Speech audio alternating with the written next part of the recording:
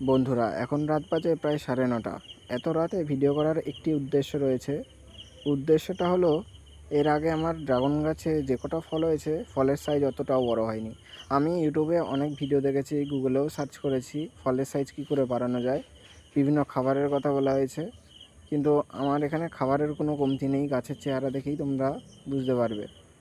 তো আরেকটা বিষয় হলো হ্যান্ড পলিনেশন করলে নাকি ফলের সাইজ অনেক বড় হয়। তো দেখতে পাচ্ছ, আমি চলে এসেছি হ্যান্ড পলিনেশন করতে। তো এই ভিডিওটির মাধ্যমে কিভাবে হ্যান্ড পলিনেশন করব সেটাই বলছি। তো এই যে দেখতে পাচ্ছ, এখানে রেণুগুলো রয়েছে, এই যে অনেক গুঁড়ো গুঁড়ো, এগুলো হচ্ছে ফুলের পরাগরেণু। এই পরাগরেণুগুলো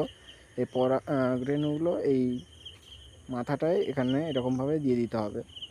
চাইলে তোমরা তুলি বা অন্য কিছু দিয়েও দিয়ে দিতে পারো।